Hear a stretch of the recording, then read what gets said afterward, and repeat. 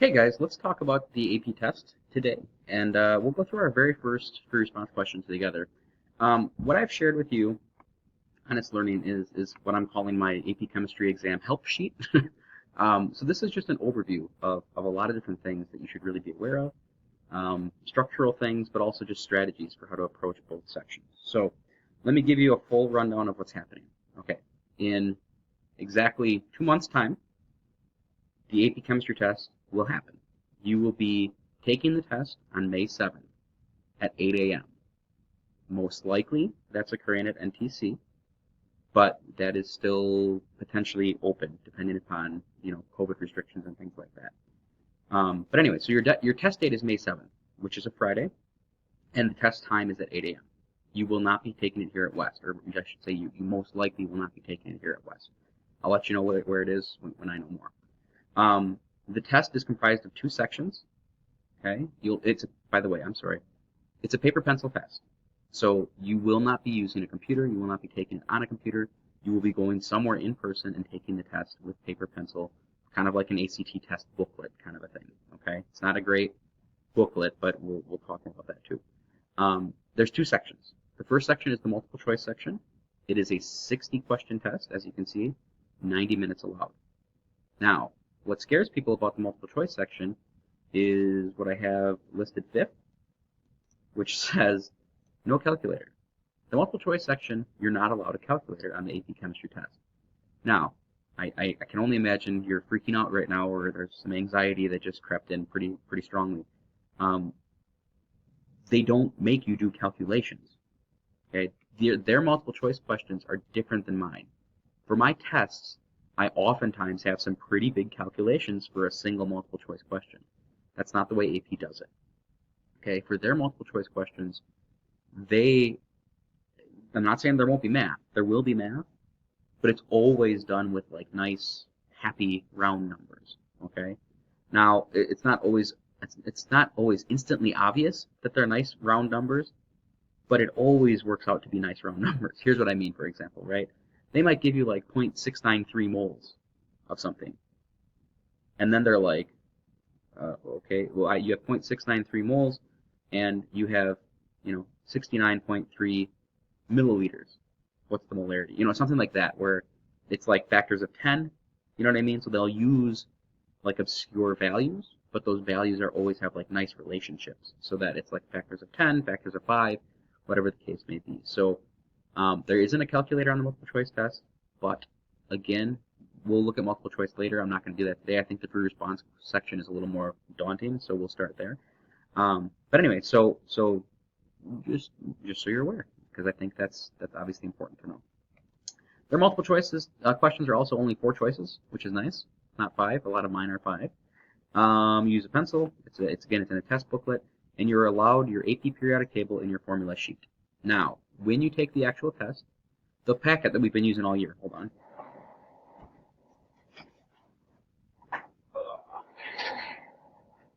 This guy, right? So I gave you this on day 1. Okay, there's the periodic table. You open it up.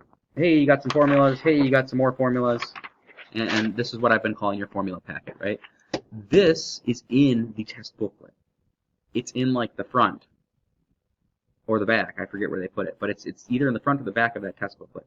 You cannot rip it out and like use it off to the side. Super annoying. Okay, it feels like that's just the weirdest thing that they force you to like keep in the packet, but they do.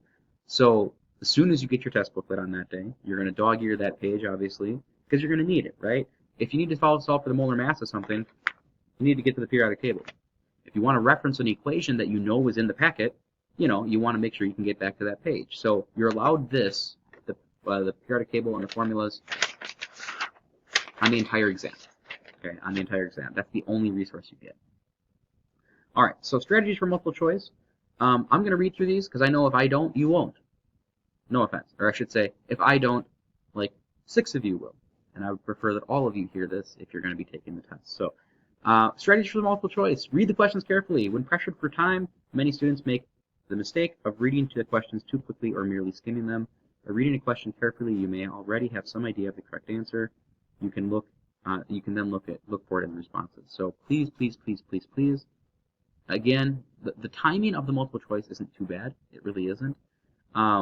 It ends up, I mean, it's a minute and a half per question, which it's not a bad pace. It's okay. Again, if you feel like you're a slower test taker, I'm not saying you won't use the full time, but you should be able to reach all 60 questions within that time frame. You really should. And I think most people will be okay with the pace of the multiple choice. So with that said, don't feel like, again, you should have time to read everything, meaning it's not like the ACT, right? The ACT science is like, yep, skip all the words and just go to the questions because the time is so brutal. This is different. You have time. Read everything. Okay, this is a different test, a different strategy. You want to read everything very, very carefully. Make sure you understand what you've been given, what you're trying to figure out, all that good stuff. Okay, so take your time. Eliminate wrong answers. You can write on the multiple choice section of your test, meaning you can literally cross things off on the questions and in the test booklet. So for example, let's say you get to question 10, and it's kind of tricky, you're not quite sure, but you know for a fact that A is not right. Okay? Maybe you don't want to commit to an answer just yet on question number 10, but you know that A is wrong. Oh my gosh, please cross it off, right? Literally cross it off right then and there. So that if you come back to that question later when you got some extra time, or you revisit that question later, right, you don't have to go through that same mental process of like, oh wait, that's right, A is not correct, right? There's no reason not to mark it. Mark it, mark it, mark it, mark it, mark everything. If you want to circle things, star things, cross things off, underline things, do everything, right? You can write in the test booklet on this test. It's not like the ACT in that sense. So you can write all over it. Do so. Do so. Please do so. Make notes, work out problems, cross things off. Again, circle things, do what you got to do. Read all possible answers before deciding on the most accurate answer. AP tests are written to test your precise knowledge of a subject. Some of the responses may be partially correct, but there will only be one response that is completely true. I did this to you guys on a test, I think test 5, I had a question like this, right? Where it was like, A sounded so wonderful, but it was half of the answer. And E ended up being the correct answer. So, again, don't just read A and it's like, that sounds good, I'm going to go with that. Because it might be only half of what you need or something like that. So please, please, please read all the responses. Avoid absolute responses. Things that say always and never. Okay?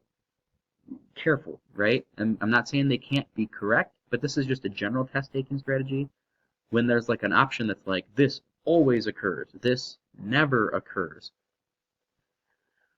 Those are tough. I mean, do they exist? Are there absolutes in some of the concepts that we've talked about? Yeah, there are, but generally speaking, avoid absolute answers. And it's not usually the correct answer. Let's see. Mark tough questions. Again, you have an open booklet, right? So you can flip forward and backward and forward and backward. You can go from question 1 to question 48. You can go from question 48 to question 22. Doesn't matter. So, again, this goes back to what I had underlined earlier. Write it. Circle it.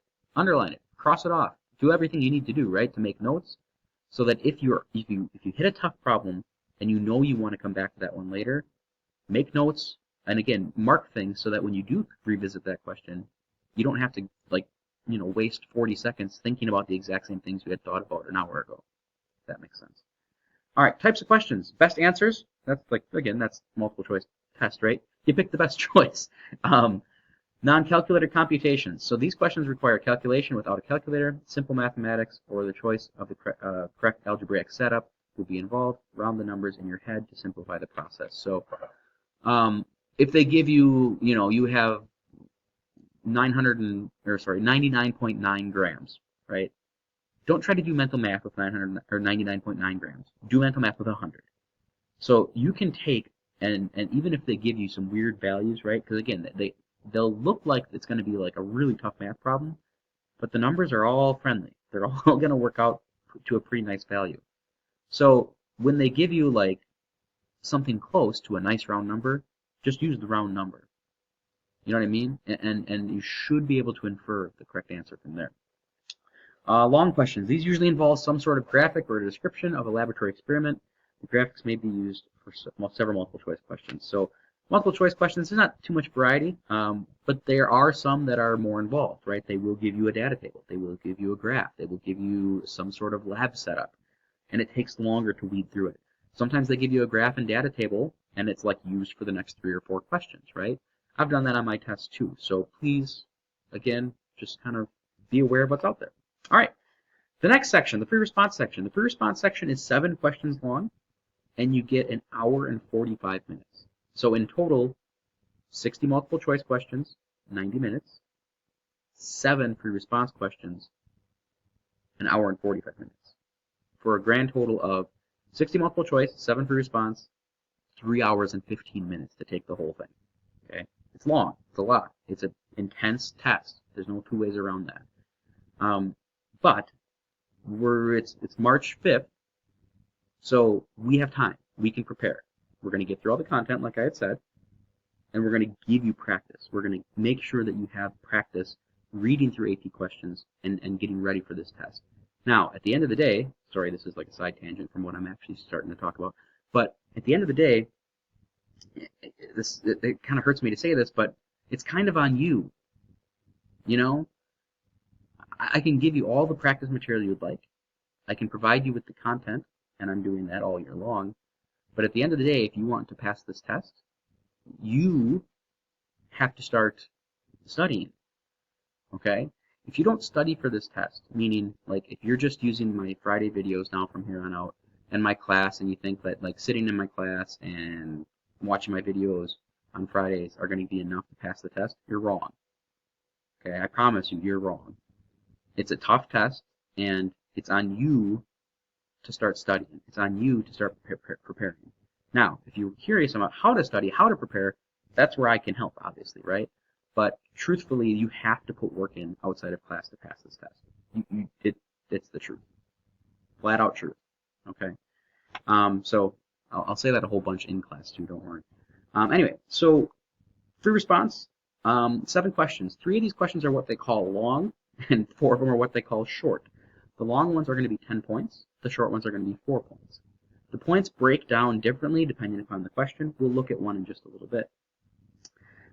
Pencil, black, or blue ink is allowed on the free response, so you can use a pen on the free response section. And the way it looks is in your test booklet, right? They have the question, and then they have like 2 or 3 pages of just lined paper. So how you organize, structure, show all of your work is kind of your choice, and I'll talk some about that too. You can use a calculator on the free response section. Hooray, calculator's back. Which makes sense. Now we're showing work, right? Now we're doing actual calculations, so yes, you get a calculator. The calculator restrictions are almost none. There's very few calculators they don't allow you to use. There's an AP calculator list that I'll provide for you guys sometime in the future, but I can't imagine any of you own a calculator that wouldn't be allowed. So let me say that more direct. I'm like 99% sure that you can use the current calculator that you use. All of you, even the Inspire people. Okay? All right. So both sections call for 50% of your score. I don't know if I had that on the first section. Sure did. It's 50-50. 50% multiple choice, 50% free response, and then that score gets compiled, and that gives you your overall score. Okay? You still get to use the periodic table and the formula sheets. Again, that's the same. Strategies for free response. You do not need to work the questions in order. There's 7 questions. It's an open booklet. If you don't like question 1, or for example, like let's say you don't like kinetics, because I know that's been a sticking point for some people. You don't like kinetics, and question 1 feels kind of kineticsy. Skip it. You know what I mean? You got an hour and 45 minutes to try to accomplish all 7 of those questions. Start with the ones you know. It's just easier, right? Like if you flip through them all and it's like, oh, question 6 is about acids and bases. Sweet, I feel pretty good on that. Start there. Start on question 6. You do not need to go in order. Okay, please don't go in order. I know it feels putzier sometimes to like flip through and not just go in from 1 to 7, but you know, you want to make sure you have time, right? You don't want to like plow through questions 1, 2, and 3, and they all are kind of been difficult and miserable for you. And then all of a sudden you finish question 6, you look up at the clock and you got 5 minutes, and you get to question 7 and it's like, oh my gosh, I know how to do this, but I don't have time, right? That's the danger. If you run out of time on the free response, you want to run out of time having, left things that you don't know, not running out of time on the free response, having left things that you could potentially have solved, but you you didn't get to it in time. So this is where like jumping around matters, right? Please jump around. Don't start from 1, go to 7. If 4 is the easiest, start at 4. If whatever, you get my point. All right, so in your test booklet, always, always, always, always identify and label the number, letter, Roman numeral of the question you are working on. I have bolded that, I have underlined that, I have all caps on the word always. You need to show the test grader what the heck you're talking about, right? It's literally an open test. It's lined paper. So if you're answering question 2, part C, you better have 2C and then like a parenthesis or a dot showing that that's what you're answering. Please. Okay? I can't stress this enough. Some of you kids are messy. You're sloppy. And you write, and again, in this environment, I haven't forced you to write paper pencil on any of my tests because we're doing this digitally, right? So you need to show what question you are answering. Oh my gosh, please, I can't say it strongly enough. Bolding and underlining in all caps is not enough strong enough. Because I know for a fact some of you just aren't going to do this. And you might lose a point or 2 points or 3 points because your organization is just awful, right? So if you are answering a particular section of a particular question, write out before your answer what that corresponds to. I am working on question 2, part C, and that is my answer for 2C, right? It's an organizational thing, but please show all of your work and use units. Partial credit may be awarded for problems if correct work is shown but the answer is not present or incorrect. In problems involving calculations, circle your final answer. This is more organizational stuff. Label your work, okay? Don't just do this half kind of factor label-y thing where it's like number, and none of it is labeled. That's just sloppy. It's sloppy, lazy work. This is an official test to potentially receive college credit. They don't want to see half-done, sloppy work.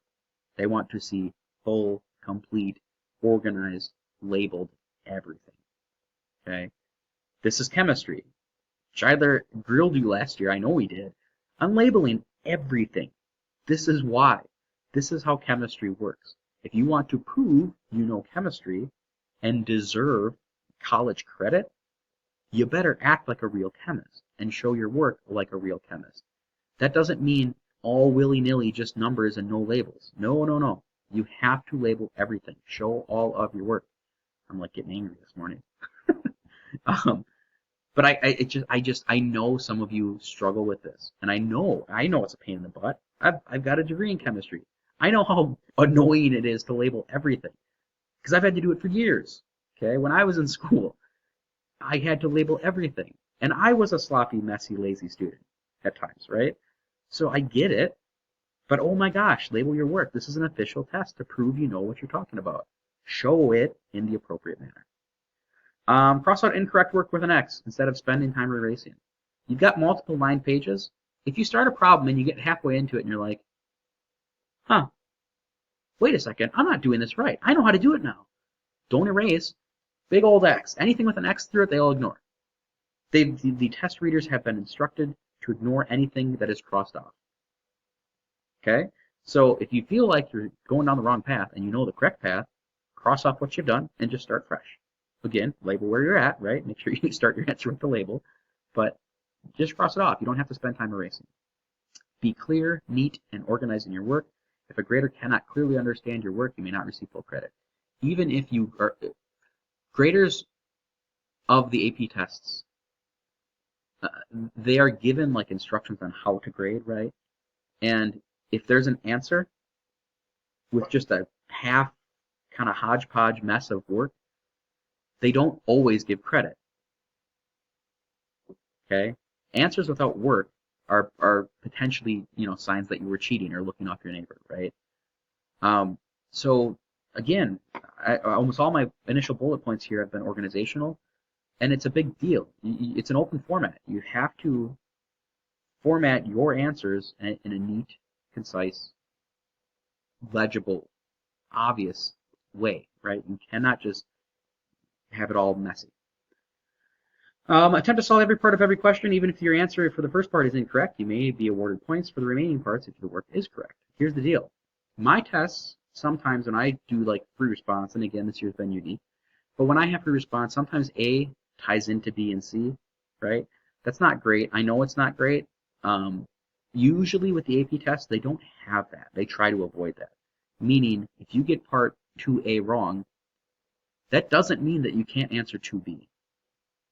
And it doesn't mean that you can't answer 2C or 2D or 2E or whatever, right?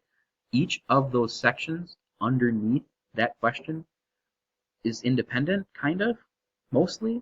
So the moral of the story is just because 2A was a train wreck doesn't mean that you can't get credit for the rest of that test or the rest of that question. 2B through E might be doable and you might know what you're doing and you can get answers correct even with having the first chunk wrong. They generally try to have each chunk of the free response question be independent, all by itself, right? It can stand alone so that your answer doesn't tie to a previous chunk. Units are important in your answer. Keeping track of your units throughout calculations and performing unit cancellation where possible will help guide you to your answer. Points will be deducted for missing or incorrect units in the answer. However, if the question does not specify the requirement of units, points will not be deducted for missing units, although they can be deducted for incorrect units. So, again, label. Be complete, right? If your answer is molarity, you better have number, molarity, stuff, right? 0.200 molar sodium hydroxide. Finish the label. Finish what you're talking about. Don't just have 0.2, okay? Don't just have 0.2 with wrong sig figs, no label, and not, and no unit. Like that is not chemistry at all, and you won't get credit. So free response questions, we'll ask you to explain, compare, and predict. Minor calculations showing mathematical relationships or drawing graphs and structures may also be involved. Usually AP Chemistry free response questions are not traditional essay questions. Many of these questions may be written in a bulleted or short answer format. Although this may sound easier than writing a traditional essay, it's important that you know the material inside and out because the questions are highly targeted. Meaning, again, they don't want vague answers. If you're answering an open-ended question vaguely on this test, you're not going to get credit. Period. End of story. Exam readers want specifics. They are looking for accurate information presented in a clear, concise manner. Being vague or long-winded does not score you points. If they ask a question and it requires a one-word answer, great. Give them a one-word answer. You know what I'm saying? Like, don't just write sentences upon sentences upon sentences where it's not required. Answer the question and stop talking. That is the best advice on this test I can give you. Answer the question they want you to answer as specifically as you can and as straightforward as you can, and stop. Don't write more, because you might put your foot in your mouth, right? If you get the answer in the first sentence, but then you write two more sentences and like you're contradicting yourself or you're bringing in concepts that don't need to be brought in, that doesn't show that you know what you're talking about. That shows that you're trying to BS your way because you're not confident in your original answer, right? So, and I think that's what my last one says, right? So to be successful in writing free response answers on the AP Chemistry test, be sure to get straight to the answer and use appropriate chemistry vocabulary in your explanations. If you ramble on in your answer, you may accidentally state an incorrect fact. Points are deducted for incorrect or extraneous information. So, that's a lot. I've been talking for 23 minutes already. I apologize for this, but I think this is a good video, and you can watch this later, right? I think this is a video that could be useful as we get closer and closer to the test. A couple other things. I've said this all year, but when you're doing math, 3 sig figs. Okay, that's not on this sheet, but round everything to 3 sig figs. It just most of the time when they write questions, they are 3 sig figs. Every now and then they'll use a fourth. Every now and then they'll just use 2. But if you use 3 sig figs in every single answer you've ever given on the entire test, you're not going to get marked wrong for sig figs. It's just the truth. So use 3 sig figs in every single answer that you give on the entirety of the test. Okay? Yeah, that's enough for right now. Let me get the free response question that I want to talk about today. We'll go over a chunk of that. I'll try to get through the whole thing. We'll see. And then we'll call it a day. Okay, so I have chosen question 2 from the 2018 test. All right. I posted the PDF of just this sheet. Now, AP does not like when you distribute their test materials. Now, having said that, I have legal access to this document because I am a teacher of AP Chemistry. You, as a student of AP Chemistry, are legally allowed to use it and study from it. However, there's a disclaimer in here. You're not allowed to distribute AP Chemistry test materials on the internet. Okay? Now, I don't know why any of you would care or why any of you would do this, and I don't think you will. But you can't take this PDF that I've posted on It's Learning and redistribute it anywhere. It's technically illegal. Okay? Side note. Having said all that, do people do it? Yeah, they do. Could you find this probably on the internet? Just free somewhere else? Yeah, probably you could. So people have already done it. There's no need to do it. But AP in theory is a little strict about their tests and their questions, and they don't want anyone else seeing them unless you have authorization as a teacher or as a student. But all right, so let me go through. Let me go through some your first response question here. So let's read this thing. This is a long one. Okay. Now, free response questions come in two formats: short, long. This is an example of a long one. You'll notice there are A, 1 and 2, B, 1, 2, and 3, C, 1 and 2, and D, 1 and 2. Each chunk is generally worth a point, right? So let's count that up. I have 1, 2, 3, 4, 5, 6, 7, 8, 9. So they're asking me, they're asking me 9 questions, okay? And there's 10 total points. So one of these questions in here is going to be worth 2. I don't know which one that is just yet. We'll find that in just a second. Let's read this. Answer the following questions relating to HCl, CH3Cl, and CH3Br. A. HCl can be prepared by the reaction of concentrated sulfuric acid with sodium chloride, as represented by the following equation. Okay, we got a reaction. Okay. A student claims that the reaction is a redox reaction. Is the student correct? Justify your answer. Okay, this is asking for justification. This might be our 2-pointer, right? I'm just interpreting like where my points are going to come from. We'll look at the answer in just a second, right? But, excuse me, they asked me a question, which I'm supposed to answer, and then I'm supposed to justify my answer. Okay, this is the 2-pointer. The other ones are all going to be worth 1. So they're all going to be a little more straightforward. Answer it, and again, get out of the way. Let's look at this. Okay, a student claims that the reaction is redox. So if I want to answer and figure out if this is redox, we should look at the oxidation numbers. So let's do that. Let's go and dig in. Let's dig in and see if we can assign us some oxidation numbers. It's been a while on that, but let's try that. If you want to try it by yourself, please pause it and give it a shot. I'm going to go to a smartboard and write this down. Just want to make sure I get my equation correct here.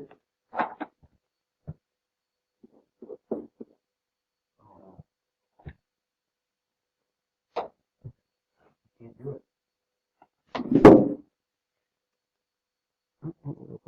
Here we go. H2SO4 plus NaCl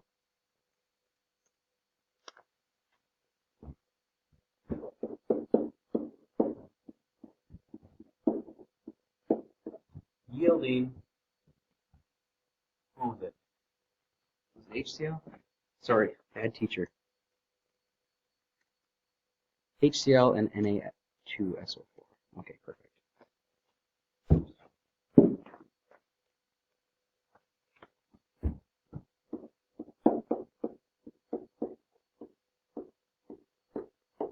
And this isn't balanced, but I think two of these, I think that was it, right? Let me just double check. I'm pretty sure there was 2's in the middle. Yep, sweet. Okay, so they're claiming that this is redox. Let's justify that or fight that, right? Or answer that. Now, redox means a transfer of electrons, or the oxidation numbers are going to change. When we're assigning oxidation numbers, it's been a while, every hydrogen is 1 plus, every oxygen is 2 minus. So before we do anything, right? Okay. Chlorine and sodium here, they're going to just take their normal charges.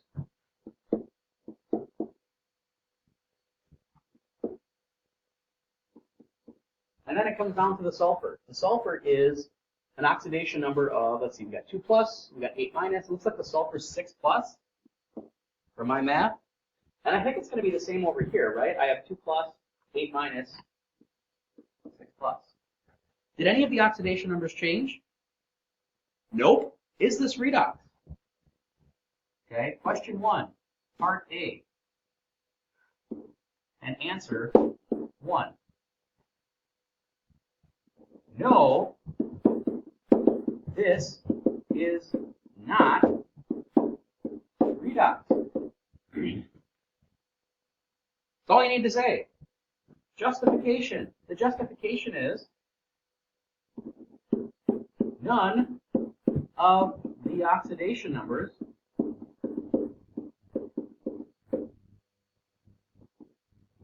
don't do shorthand, I'm sorry, I was going to do it with the number symbol, don't do that. None of the oxidation numbers changed.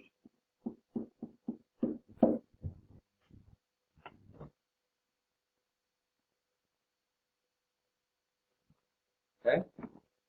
And we're good. That's 2 points. I think we got both points.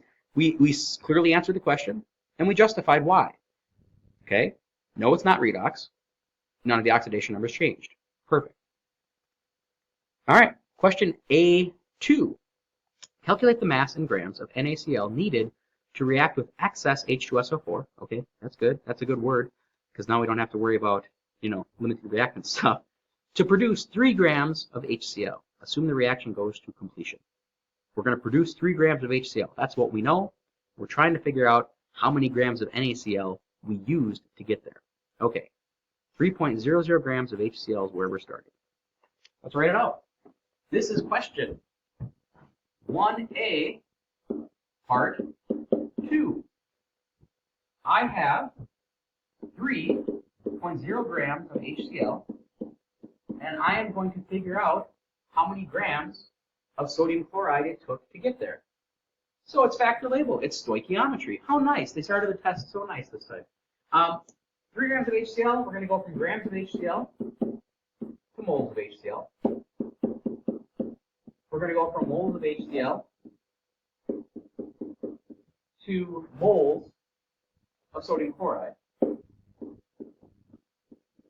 we're going to go from moles of NaCl, drop down here, to grams of NaCl, and that's our final answer. They wanted to know how many grams. Sorry, that's an ugly NaCl. Let's plug in what we know. The molar mass of HCl. Do I know that? Did they give that to me? No. I got to figure that out. Hey, remember this? Remember that formula packet? That's what you get to use. Not your old one from last year in chemistry at Owasso West. You get this one. So I have 1.008 plus 35.45 for a total molar mass of 36.458.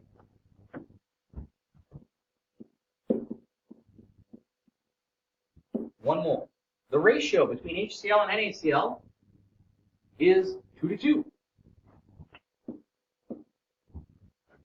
The molar mass of sodium chloride is 22.99 plus 35.45 for a grand total of 58.44. You plug it all in, what do we get for a mass of NaCl? 3 divided by 36.458 multiplied by 58.44. I'm getting 4.81 grams of NaCl.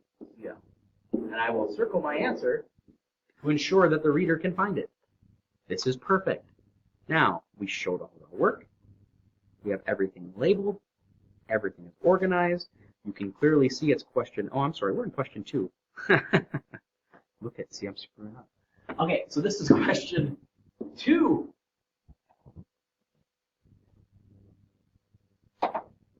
2A. All right. But everything's labeled. Everything's perfect. We circled our answer. There's no way in heck they could not give us credit for that, because this is the correct answer. Let's keep going. I'll do a couple more. I don't want to go over 40 minutes, okay? So I'm going to keep you here for another, 5.5. We'll get through as much of this as we can. We are on to part B. HCl can react with methanol vapor, CH3OH, to produce CH3Cl, as represented by the following equation. Another equation. Ooh, we got a K value. How exciting. B. Methanol, CH3OH, and HCl are combined in a 10-liter sealed reaction vessel and allowed to reach equilibrium at 400 Kelvin. Now, the equilibrium constant they gave us is at 400 Kelvin. That's important. The initial pressure, partial pressure of the methanol in the vessel is 0.25 atmospheres, and that of HCl is 0.6. So we have the partial pressures of each of our reactants. Does the total pressure in the vessel increase, decrease, or remain the same as equilibrium is approached? Justify your answer in terms of the reaction stoichiometry. Okay, we have partial pressures. We have a partial pressure of methanol. We have a partial pressure of HCl. Those are the two reactants. As we go towards equilibrium, we're going to have to shift towards the product side, right? We don't have any products initially in there. We just have reactants. If we shift towards the products, the question is the pressure going to go up or down or stay the same? Now, they tell us what to look at. The stoichiometry, in other words, the ratios, right? I currently have 2 moles of gas over here. When I convert those 2 moles of gas into products, how many new moles of gas am I creating? Well, 2. The ratio between reactants and products is the exact same. So, hopefully you see what I'm seeing, but in my mind, right, it should be the exact same. I'm not producing less gas or more gas. The moles of reactants and products is the exact same. So regardless of which way I'm shifting, okay, I have 2 moles. In other words, every mole of gas that I use up on this reactant side is going to make 1 equivalent mole of gas that I produce on the product side. Every mole of the two moles of gas of the reactants that I use will be produced to create 2 moles of product gas. I am not creating or removing any total gas in the whole situation, right? If I had 3 moles of gas on the product side, now I have a different ratio. And as I move towards the product, I'm actually going to increase the pressure because I'm making more stuff. If I had 1 mole of gas on the product side, now as I shift towards the product, I'm making less gas, so my pressure would go down. But in the way it's written, what we have, 2 moles of gas, 2 moles of gas, the pressure is not going to change, okay? Now, it does tell us to justify again. So, again, I kind of said that this first one was maybe our 2-pointer, but this one might be our 2-pointer. Anywhere where they ask for justification, it's either a 1 or a 2. They sometimes give you credit for the answer and then credit for the justification. Sometimes they will only give you full credit with both, right? So it depends. They don't give half points. It's 1 or none. So this might be a 2-pointer as well. I don't know. We'll have to check the answer. All right, so let's justify this. Or let's write this out. I kind of already answered it, but let's just, let's write out what we actually said. So 2b, 1. There will be no pressure change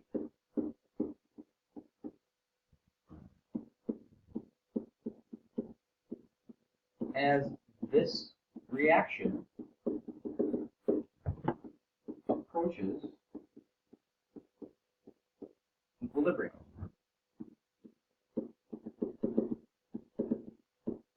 Okay? Very clearly answered the question, right? I'm clearly stating what I think my thought is.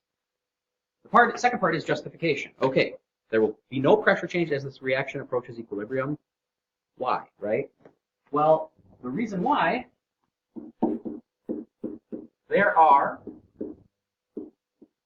2 moles of gas on either side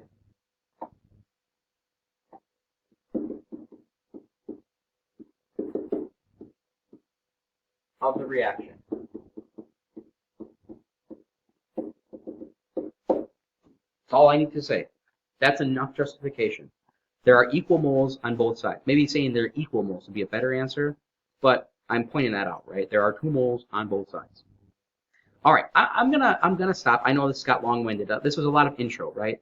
Moving forward, I'm gonna try to make these videos longer and longer, I guess, as we go on. I want more and more stuff for you guys to look at. But we'll pick this up next week. Okay, I'll start rolling these out probably on a regular basis. Maybe I might even start doing some not on Fridays.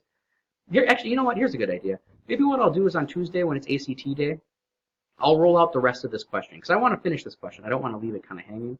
So I'll do the rest of this question and roll that video out for you guys on Tuesday for on ACT Day. That's better than maybe calling forward with Unit 7. So either way, have a lovely day. Have a lovely weekend. Thank you for your attention. Catch you later.